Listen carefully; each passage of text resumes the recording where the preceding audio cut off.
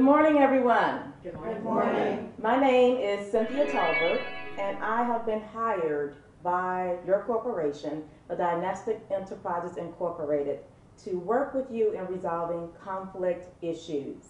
How many of you have ever gotten up in the morning and got into an argument with your spouse or significant other? Please raise your hand. How many of you have gone to work and you've been driving and someone just ticked you off and you got very angry? Now, I don't want you to raise your hand. I want you to think about this. The person got you so angry that you then swerved your car into that person's lane, and then when the person stopped, you got out and you towed the person off.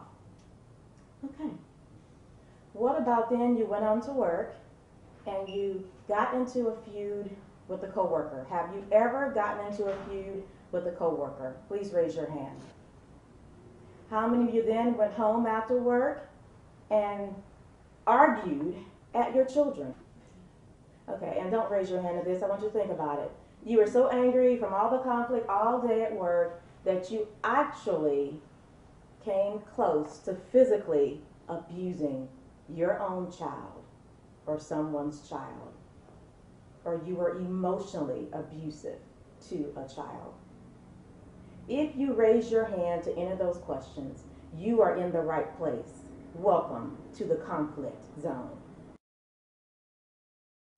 Now, I realize that it's very difficult for some of you to be emotionally naked. Some of you, it's easier just to take off your clothes, okay, and be physically naked. But it is required that if you're going to succeed in life, in this corporation, that you become emotionally naked. And that is why I am here. Also, the corporate psychologist, she's been flown in, and she's going to assist you. Ms. Franklin? Yes. Do you all know Ms. Franklin? She's going to assist you with becoming emotionally naked, peeling away the layers that can lead to conflict in life. All throughout your life, you're going to be in situations that can either lead to conflict or not. How you deal with those situations or resolve those situations will determine if conflict arises. And so that's why I'm here to help you, and that's why Ms. Franklin is here to help you as well. Now, let's go around the room. Let's introduce ourselves.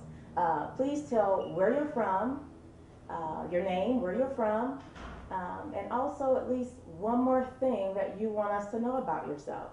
Who would like to begin? My name is Mr. Washington. I work out of our Baton Rouge division, and I'm in charge of finance. I'm Miss Paige, and I'm from upstate New York, and I'm a member of the Gator Nation. Wow. Okay. I'm Dave Schlenker, and I am the marketing and editing director. And I am from Ocala, Florida. And I am actually a father of 2 girls and 2 corgi puppies.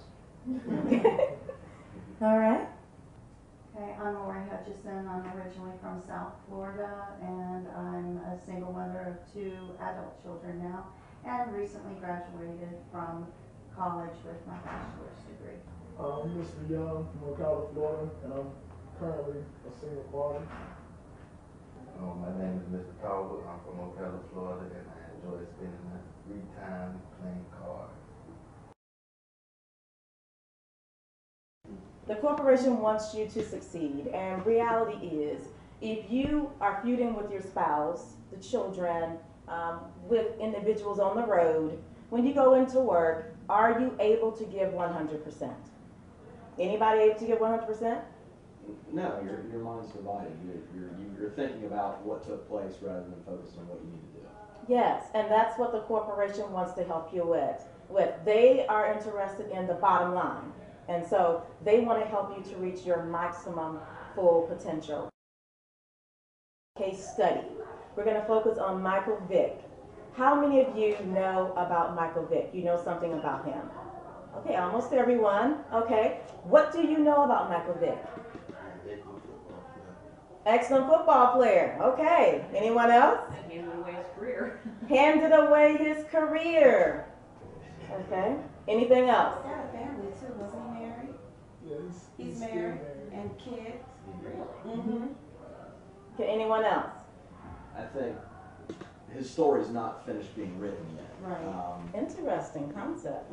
He got into trouble, but he is trying to resurrect himself from the ashes. Okay, now, you know some things about Michael Vick, but do you know where Michael Vick is from? Do you know anything about his mother, his father? Is it important? Yes, Why? because that's where you start forming how you deal with relationships and other people, and that's where your core values and how you conduct your life come from. It is your family, the immediate people around you when you're young. That's your core, and it's going to be solid, and it's either going to be good or bad, and you either have to maintain it if it's good or fix it if it's poor. So I think it is very important to know how somebody was brought up. Do we consider this when we are dealing with our spouses, our co-workers, and other people at church and other places that we interact? Do we consider that they were not born in the same home that we were born in, that they're not from the same place that we're from, and that they have different traditions and values than we do? Do we consider this? I think initially we tend to kind of think about how we were raised and our background and kind of go off what we feel is right versus we don't know what the next person's been through, so we can't really focus on that. But as a person, we tend to look at our own life and apply to others, but we can't do that because it's not always the same. Well, especially if you're in the heat of the moment too. Yeah, you're if it's a conflict type situation, if you're in the heat of the moment, you're just thinking, how do I feel? It isn't even about where I'm from, what I'm doing, where they're from. I just know I'm not happy with you. Right. And on church Sunday, I may sit back and reflect and go, maybe I shouldn't have gone there. So it depends on where you're at emotionally, I think. And that's a really good point, because I think a lot of times in our relationships, we hold this yardstick that reflects our background, and do you measure up to this yardstick? It's a really good point. Okay, I'm not here to excuse what Michael Vick did, but I'm just here to give some background on Michael Vick because I think it is important for all the reasons that you all have stated. Michael Vick is actually the second of 4 children. His parents were teenagers when his mother got pregnant. They were not married. He's from Newport News, Virginia, and his father and mother had to work long hours, and they eventually got married, but they lived in the projects. Does any of that surprise you? Not at all. In the place where Michael Vick is from, it says that the housing project, was a financially depressed and crime-ridden neighborhood located in the East End section of the port city. A 2007 newspaper article published in the Richmond Times-Dispatch noted, "Not much changed," by observations of local people almost 10 years after Michael Vick left. So it was a place where everything was the same, nothing changed. People probably had dreams, they had goals, and yet maybe they could not see how to succeed. And so from generation to generation, things pretty much stayed the same. It says one resident said that there was drug dealing, drive-by shootings, and other killings in the neighborhood. In a 2001 interview, Vick told the Newport News Daily Press that when he was 10 or 11, that he would just go fishing, even if it wasn't the time of year when fish were biting, just to get away from the violence and stress of daily life in the projects. Well, plus now is he making more money, so more things are available, what he didn't have before too. Would that possibly play into it? I think it would, and I think if you think of it this way, and some of you this may fit you in this room, you may have been the good one from the family, okay? You had a brother and sister and they did things that you did not do, and you went on, you got a degree, and you succeeded. However, there were still things that you did from the way you were raised back in the neighborhood, still things you do today. Guess what? They're not as bad as, like some of the people were arrested for drug dealing and whatnot where he's from. Some were killed, some killed other people. Not as bad as what they did. So guess what? You felt like, well, I'm successful. I can hold on to my little stuff. You felt validated in holding on to your stuff. and you continued to hold on. And I submit that maybe that's why Michael Vick ended up in the situation that he was in, because people said, well, you're okay, you're fine. And he continued on as he was. But he continued on with some of the practices from his childhood. Now, let's look at Michael Vick. What did he actually accomplish? We say that he rose and he fell, but how far was the fall? We know Michael Vick, he was an American football quarterback for the Philadelphia Eagles of the National Football League. He played for the Atlanta Falcons for 6 seasons before serving time in prison for his involvement in an illegal dogfighting ring. He played college at Virginia Tech, where he was a freshman. He placed 3rd in the Heisman Trophy balloting. No small feat. I don't know how many of you are into sports. I'm not really, but I know that's not a small feat. The Gator Nation knew about A greater nation knew about him, or you were checking him out. Absolutely. Gotta take him down. Absolutely. Okay, it says that he left after his sophomore year to enter the NFL and was drafted 1st overall by the Atlanta Falcons in the 2001 NFL Draft. He became the first African American quarterback to be selected 1st overall in an NFL Draft. In 6 seasons with the Falcons, he gained wide popularity for his performance on the field and led the Falcons to the playoffs twice. Vick ranked 2nd among quarterbacks in career rushing yards.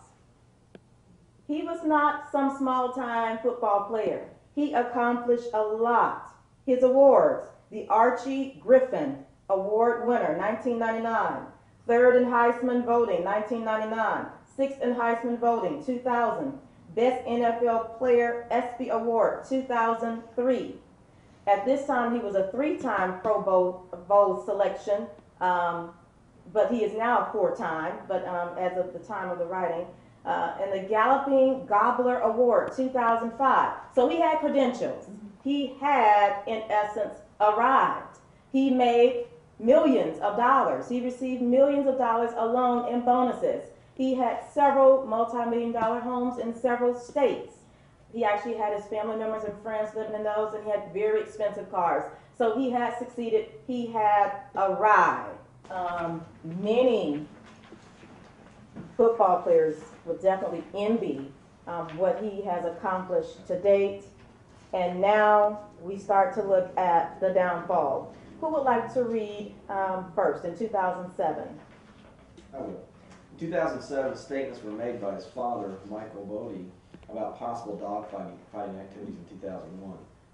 Bodie told Atlanta Journal-Constitution that around 2001, Vick was staging dogfights in the garage of the family's home in Newport News and kept fighting dogs in the family's backyard, including injured ones, which the father nursed back to health. Bodie said that his son had been urged to not engage in the activity, but continued. He stated, "This is Mike's thing, and he knows it." Within days, Vick's mother, Brenda Vick Bodie, told the Newport News Daily Press there was no dogfighting at our home. There were no cages. Do you see anything significant there? The dad is telling on him. Okay. And Well, the you mother got and the father two are birds. conflicting Same stories. One's protecting and one's Who- being You think the mother's protecting? honest. So you think he was actually doing it then, but mom was protecting. Yes. Did that help him? No, it didn't. No, and that's But- probably part of the problem. I believe the father hurt him more than what the mother did, me personally. Just because, I mean, for her to get out and say what she said, the father had to say what he said first, which put him in the spotlight. So Mhm. to try to cover her family name, she just said that in reaction to what her husband said to kind of keep everything down because of his status. And I'm not sure about his relationship with his father, but do you sometimes have to expose a loved one before they will face themselves and get help or make changes? Is that necessary sometimes? Bearing in mind, I don't know what his relationship was like with his father and what was behind this, but I'm asking in general in life. Define expose. Yeah. Come out in the open.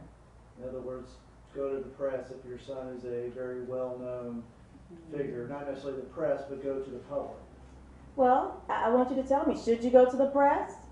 Should you go to a minister? Should you go to a counselor? I mean, what should you do? Or There's very clear definitions in that. I mean, obviously, a parent, I don't think the first step should be the National Enquirer when you're dealing with this so much as, absolutely, you go to, if you recognize there is indeed an issue, a problem, something that you know, and if you were a parent, you obviously know this gentleman's in the spotlight.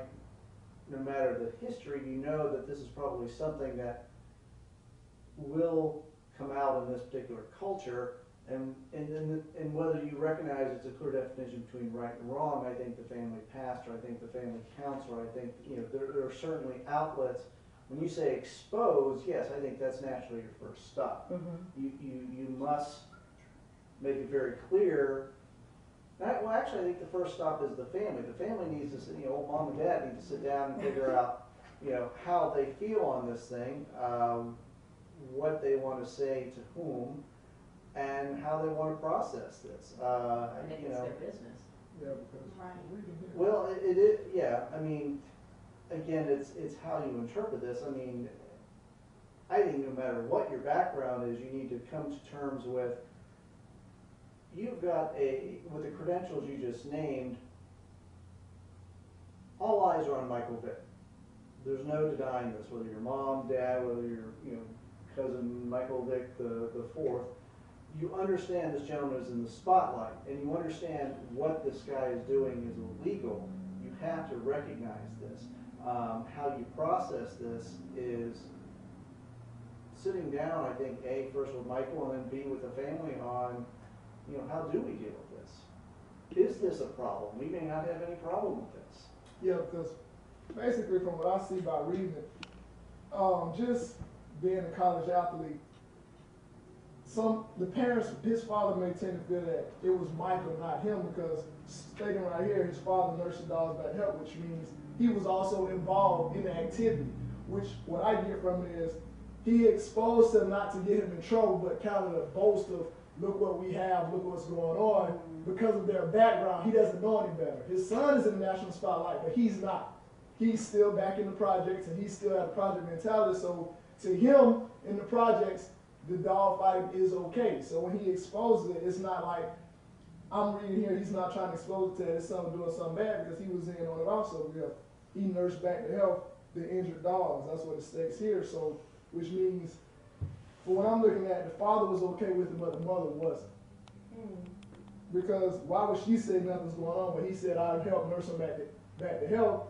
If you're not okay with it, why are you even nursing him back to health? See, I look at the opposite way. To me, I think that Dad put it out there, and because he was part of it, his saving grace was saying, but I help the dogs. That's what I'm seeing as Dad going. He was a bad kid, and you need to know this, but I was okay, you know, I let it go on, but I did help the dogs. So that gives that a different interpretation. And is dad trying to get in the spotlight Right. Exactly. rival with his son? Is that what it's really more about? In reading this, it makes it very clear, or at least to me anyway, that, you know, the parents are, to put it mildly, covering their own selves in this. Yeah. Versus, you know, and maybe it's just their presence, their defense in the media so much, but it's clear, A, that they really hadn't discussed how we want to proceed with this on a family level, and then, yeah, you know, they're concerned with their public image just as much, if not more, than they're concerned with their son's public image. They have a lot to lose too, Well, and they're yeah. getting a free ride. Absolutely. Well, something that's missing here, did Michael Bodie go to the Atlanta Juvenile Constitution, or is this something that came out as part of the investigation?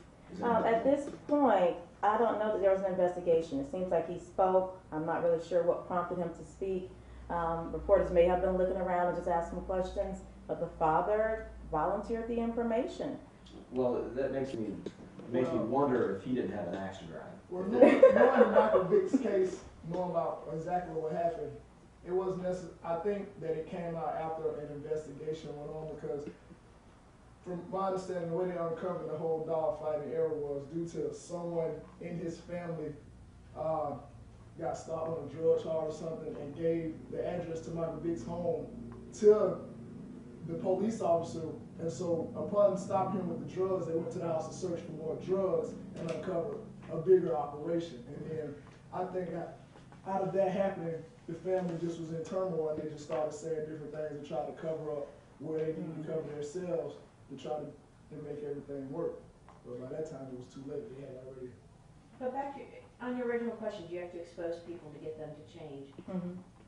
In a perfect world, what I want to think happened, and I don't know, it could be any of these things, is that when you see someone that you care about, whether it's a colleague, a friend, a parent, whatever, and they're going down the wrong road, I think your first obligation is to talk to that person. And there's levels, like you were saying, there is a hierarchy of things that you do, and you pick your battles. As a parent, and if this was my son, and I had tried to talk to him, I had tried to talk to his friends to talk to him, and I had gone down every path I could go, be it counseling, church counseling, regular counseling, whatever it might be. If it got to the point where I saw my son being self-destructive, and if I had to choose, am I going to let him self-destruct or am I going to ruin his career? I'd ruin his career. Wow, that's tough love. A lot of people would find that difficult to do. I wouldn't like giving up the house and the cars. I'm not saying it would be easy, but Yeah, public humiliation yeah, would be and the you last do it resort. out of But love. And there's yeah. so many parents that, I think there's so many people that's the reason that bad habits are learned, because nobody wants to be tough. They don't want to be, they want to be friends with their kids, and they don't want them to be upset with them. And your kids should be upset with you when they're growing up and learning boundaries and learning what's right and wrong, because your kids are going to be wrong. That's why we're parents and they're kids.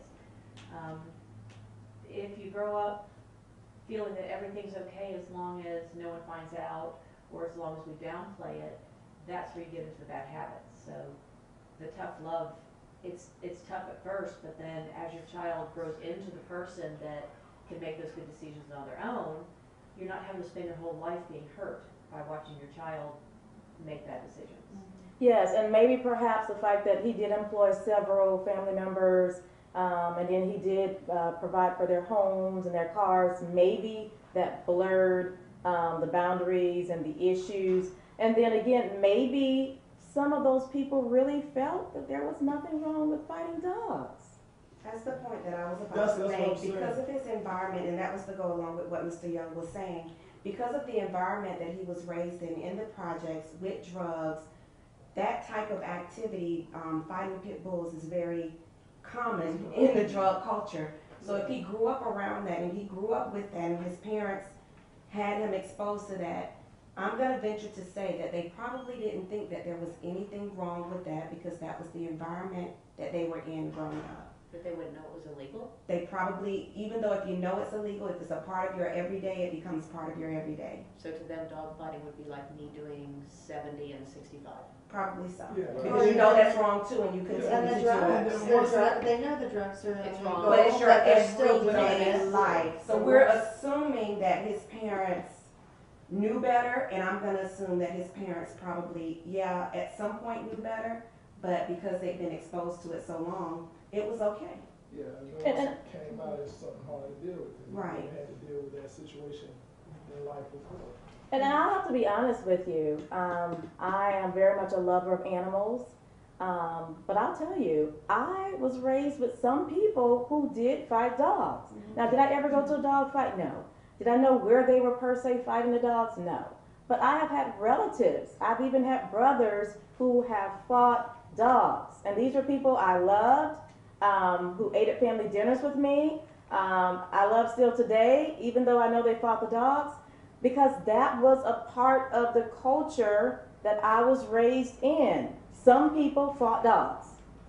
I didn't agree with it, but they did it, and you just didn't really deal too much with it. Now, if one of my brothers had become famous and whatnot, it would become a bigger issue, because now the world is looking at my family and my brothers. But other than that, no. It's what people did in a certain part of where I was from, in a certain part of that neighborhood. They did it. And had he not been Michael Vick, would he have cared if he was fighting dogs? No, because actually they were fighting in several states. So apparently it's very common for some people. If you go back in the slavery, you had Chicken George and you had the cockfights. I don't know if you're familiar with that, but some people did that. So there is a tradition of fighting animals in certain parts of this country. After he went and he's been mentored, I believe he's a better football player now than he was before because he's seen things and he had to humble himself. So it helped him humble himself also on the field versus his play. If you watch Michael Vick play now versus when he played then, he was a runner versus a passer. Now he's more of a passer, which means that let you know it took a toll on him, and it helped him understand that sometimes you have to listen. You can't always be in the spotlight. You have to listen and sit back and take the back seat, which he did his first year when he sat back and was under Donovan McNabb because he didn't get to play, so he had to actually sit back. And I think the situation actually helped him as a person in some aspects. But if you had charge after charge after charge. Well, allegation after allegation after allegation, I think we need to look at that. He's not being charged. It was actually his first offense, and that's something that was brought out. And but I believe that they actually took action against him the way they did because they said that he tried to cover up things, he lied, and that is when they said he did not seem humble and he did not appear to have learned anything. So that's why they took some of the action that they did against him. Now, I can even see, I was born and raised here in Ocala, and I know that there are some people who commit certain crimes, and they do get perks, they do get it covered over for them, and others do not. So I can see things in my life that happened with Michael Vick. Yes, money does talk. If you know people in a certain setting, okay, that makes a difference as well. In the court, that's why I tell some people, look, don't even get arrested, because guess what? Sometimes they're human beings who are administering the laws, and sometimes it's not fair. But that's life. That's life. So that's why you need to deal with your issues so that you won't find yourself in certain situations. Coming back to the Ash's comment, one thing I would bring out is I don't know if any of us could relate to having arrived near or at the pinnacle, being a professional athlete making millions of dollars, to having it all taken away. The man went through bankruptcy, ended up in jail. A lot of personalities would not be able to recover from that. I'm sorry. I have a point to make, but even with that, he is taking a risk because he is under such close scrutiny now. We all know what he did. It's right here. Right. Our sins are not as exposed as this, per se. We all know about him, and we are all looking at him now to say, okay, so what is he going to do now? So he had to decide, okay, am I going, even with all of this support, like you said, they're marketing him well. Even with all of that, he knows that he's still in the spotlight because the first time he does something wrong, he's going back down again. Would I be willing to go through all of that? I can't say that that would be me. But if you're doing it just at a job level, I mean, if we're bringing it down to the corporate level, which is what we're trying to tie this in with, if I had done something, I would still be under a microscope, albeit a much smaller one. But my colleagues are going to be looking at me. We've had, colleagues that have left and come back, and people do look at them more. People do, talk more. There's more gossip. There's more, and that's very difficult to deal with stress-wise because everyone's looking at me.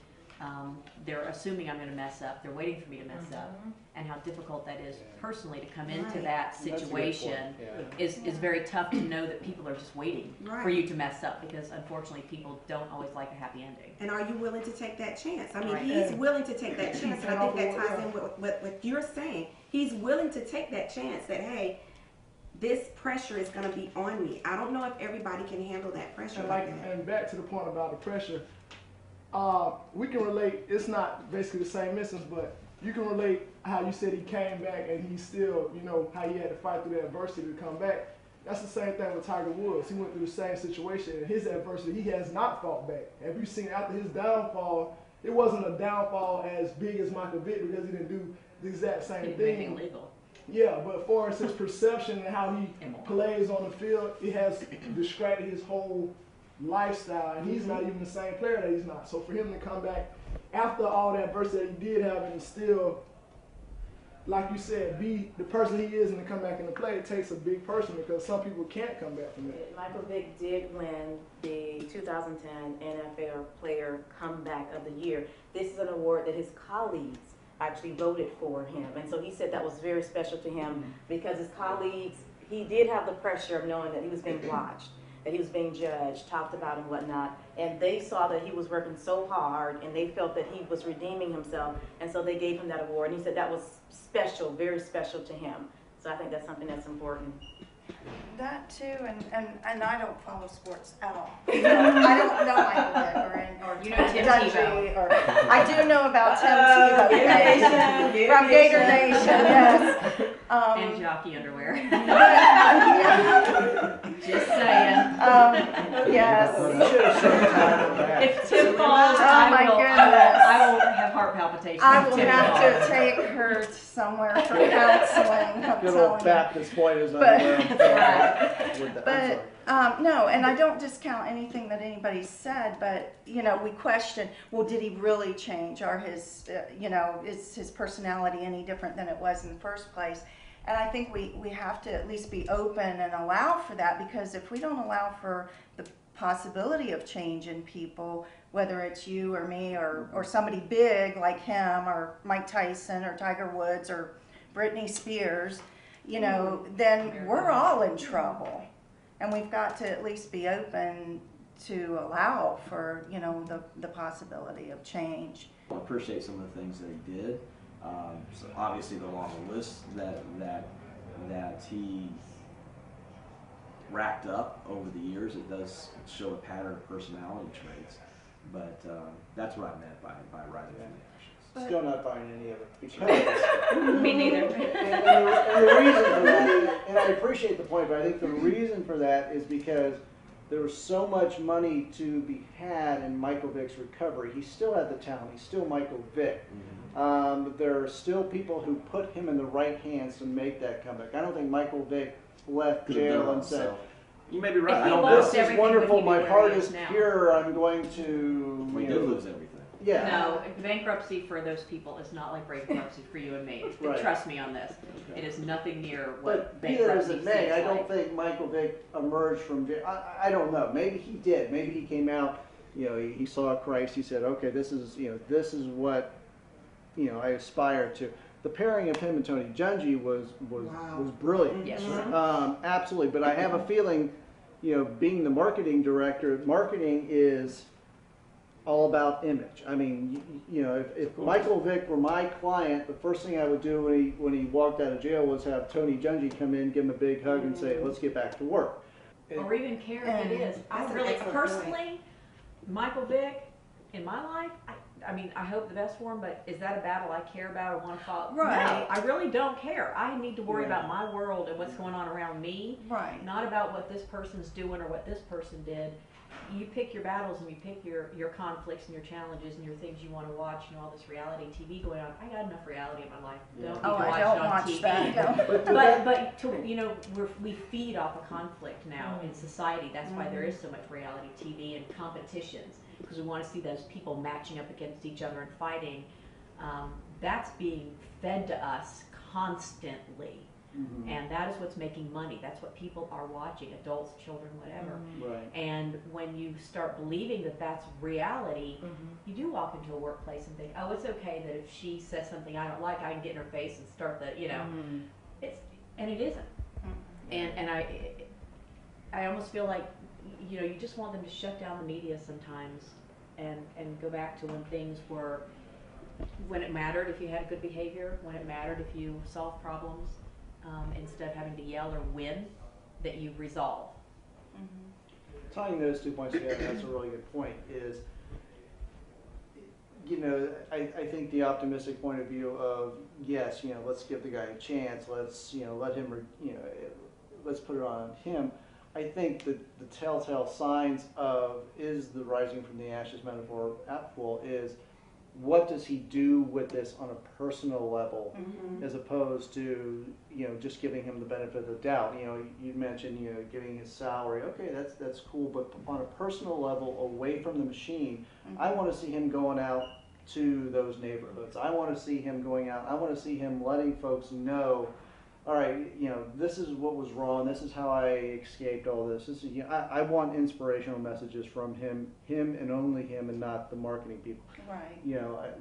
I guess Tiger Woods is a different story. Kids, don't be unfaithful. I mean, when you've No, to got an get it opportunity- He away wasn't hired to from be you. a role model. He was hired to be a football player. But no, if there's a Yeah. true conviction and a true change Right. in him, he will, that's what Right. we're saying is there's the possibility, and maybe he's just not gotten to that He has stage been yet, handled this but go opportunity. back to your community, He has been make a handed a difference. platform. Now the question is, has he risen from the ashes? If he rises from the ashes, if he is solely out of those ashes, if they're off his shoes, to me, he's been granted a platform in which to prove himself. But is he obligated to use it to prove that he's changed? It's a personal thing. He's not obligated to do anything, but yet we still are going to question whether his authenticity. And I guess the bottom line is that he has to realize that the whole world is going to question it Right. and not have that conflict himself. You're going to Right. question me, you're going to look at me, you're going to think things, whatever. You got to be good enough with yourself to know that you're okay and not have to feel like you have to do things to prove to other people. When you start working for other people, that's when you get in trouble. Yeah. Wouldn't it be enough that if you never fought dogs again, never toked on a doobie again, never stole a watch again, or never threw a water bottle at somebody else again? Wouldn't that be enough?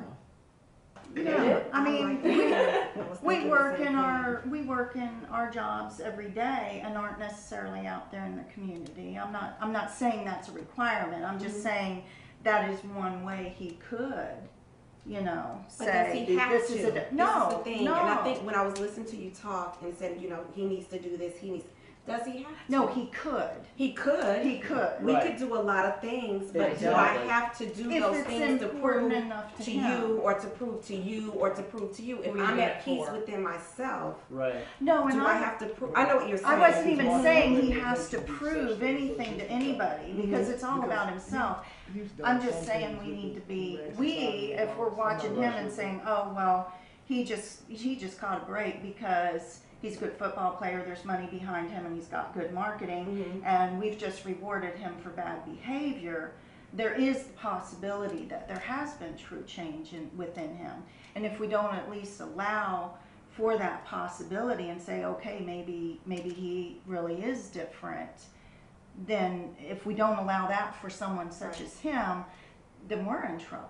But I And think, I think we need to consider as well, I'll make sure I clear this up. Now, the watch incident, I may have read it wrong. I think it was like 2 people with It was him. his friends. So it was It's his associates. friends. Also, we've named several athletes.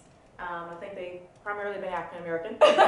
So Tiger is actually what is it, Caucasian? I don't know what Something that like means. that. So let me change that. Right. But I think we need to know that this can happen to anyone, Yes. all ethnic groups, because we all have internal issues. And I think one thing that I've realized later in life is that, guess what? Life is a journey. When you're traveling, there's a possibility that you will make mistakes. Guess what? That's one moment in time. It's a moment in your life. And that's something that I tell the young people at the jail. If you did whatever you did yesterday, it's done. But guess what? Today is a new day. Tomorrow's a new day. Yes, there will be consequences, but guess what? You do not have to continue to be that person and continue to do those things that you did yesterday. So we need to remember, it's one moment in time. How many years of his life went into going into prison and went into public shame and humiliation? How many years? Not even couple. 2 3 total, years. maybe three total.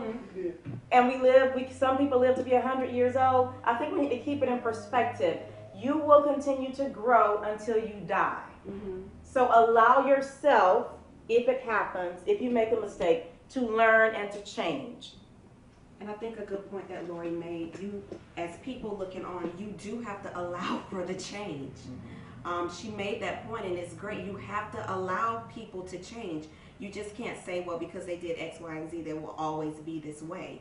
As a person in the family and in the life, you have to allow people the opportunity to change. Right. I think a key concept, though, that you're hitting on is it is a choice. I mentioned a little while ago about Dave stealing a donut from my desk and me wanting to walk up and punch him in the nose. Well, quite honestly, I have to make a conscious choice that is not how I'm going to resolve the conflict. Right. And, Choosing the battles. Right, is that important? Right. and you have to prepare yourself for that, because things are going to happen in the course of the day that you cannot anticipate or expect. And your emotional levels and emotional state is going to change during the day. And you're going to respond differently to stimulus at different times. But regardless of what it is, you have to make a conscious choice every day. I'm not going to engage in a violent, whether it's verbally, emotionally, or even physically, fashion. And we're going to try to address the issue in a constructive way. And if you make those choices on a daily basis, then I think you would begin to move away from conflict situations. Does that make some sense? Yes, it makes a lot of sense, and we will get more deeply into that. Maybe some things were not said that you wanted to be said, but we will go there, because actually the course goes very deep, but it does require emotional nakedness, and you kind of have to ease I was going into to say, it's that. very easy for us to have this great conversation because it's not about us. And that's We all my have a joke. lot of opinions and judgments, except you. I'm going to get to you. You can be talking. But, when it's somebody else, we have a lot of opinions and shouldas and couldas and da-da-da-da. And when it's us, we deflect and we deflect. Well, to and help, it's hard to, And that's why I chose someone else. I throw a lot of dirt on Kelly.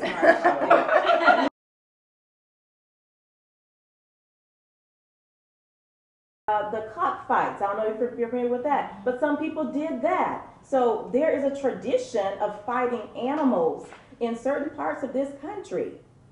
I find it's illegal here because, like, some people in different countries, it is legal. Because if you go to Japan, I've seen on the internet, you go to Japan and China, they actually host arenas where they have these dog fighting sessions where they actually have a referee. I've actually seen a man with a suit stand up and watch, administer the fights, but it's in a different country and it's legal and everybody's betting money, just like you can go back in the Bible days like the gladiators when they used to just come and watch everybody fight. In different countries, they feel it's the same thing. So they do it differently in different places, so different people have different perceptions. Okay. One thing that Michael Vick's father said, he said, this is Mike's thing. Some people say, well, Michael Vick did this because of relatives, because he's trying to keep up with his friends from the neighborhood and whatnot. But his father submitted that this is Michael Vick. This is what he likes to do. This is about Michael Vick. This is an issue for Michael Vick. I would have to ask each of you today to think about this. What is your thing? I don't know if it's open the way Michael Vick's was. I don't know if it's internal. It's hidden deeply within you. I don't know if it's lurking in your bowels. I don't know. But everybody in this room has at least one thing that if you indulge in it, it can lead to your destruction. It can lead to your failure within this corporation, your failure within life. Getting mad, it could be. Okay? It's conflict. Michael Vick, this situation, did it have to happen? No. It was something that could have been avoided. It's a conflict situation. Within each of us, there's conflict internally, despite what may happen outwardly. Inwardly, we all have conflict. And until we learn to deal with that conflict that's internal, we are going to fail in our lives. Now, there's the conflict with other people, and we'll get there. We'll get there. But this first time, I wanted to focus on internal conflict also. I want to spotlight that, because a lot of times we're going to say, well, people made me do it, they made me do it. But sometimes I think you need to look at the person and say, look at Cynthia. Let's see where she was born and raised. Maybe this is something that she just was into, and it wasn't the friends and family per se. Yes, they were there, and neighbors, whatever. But this was Cynthia's thing. So I want you to think about that. Next, what happened before that? Next part. Mm-hmm. October 10th, 2004, Vic and other members of his party, including employee Juanis Phillips, were at Atlanta's Hartsfield International Airport on the way to board an air return flight. While they were passing through the security checkpoint, a security camera caught Phillips and caught Harris picking up an expensive appearing watch, which belonged to Alvin Spencer, a security screener. After watching the theft on videotape, Spencer filed a police report. He claimed that Billy White Sox Johnson, known as the Falcons' fixer, interfered with the investigation. Although Vic representatives declined to make him available for an Atlanta police inquiry, 6 days later, Spencer got the watch back from them. Okay, so what do we see here? Friends. These are the friends helping to contribute to his downfall. They even have the fixer there to take care of everything. Well, and it's about the team. I think the statement that you read earlier bothered me more that, you know, stay out of trouble for the good of the team. Forget about your personal life and what you might want to become as a human being. It's bad for the team. Yeah, but some families do that too. Don't embarrass the family. Good point. Stay out of trouble for the good of the family. So yeah, it's just another team. Don't besmirch our name. Yes, yes, exactly. Okay, what happened next? In March 2005, Sonia Elliott filed a civil lawsuit against Vic, alleging she contracted genital herpes from him in the autumn of 2002 and that he failed to inform her that he had the disease. Elliott further alleged that Vic had visited clinics under the alias Ron Mexico to get treatment and thus knew of his condition. On April 24, 2006, Vic's attorney, Lawrence Woodward, revealed that the lawsuit had been settled out of court under undisclosed terms. Many fans bought custom jerseys from NFL.com with Vic's number 7 and the name Mexico on the back. The NFL has since banned customizing jerseys with the name Mexico. Is another one of his things, because Michael Vick actually has a thing for women. He has several kids that he had before he was married, so he has a thing for women. So this is another issue for him. It doesn't sound like just, I don't know if it's a thing as much as a nothing is off limits to me lifestyle, Right, period. right. Before he almost had, not permission, but the money and the fame to do it, this was who he was beforehand. I'll be with women, I'll steal things, nothing's off limits to me. He was untouchable even before he became untouchable formally to everybody. Which made it worse. And that's what I'm telling you, what I'm stating inside. What's inside of you can destroy you, especially when you become successful. And that is why you want to learn about these things before you rise within this corporation.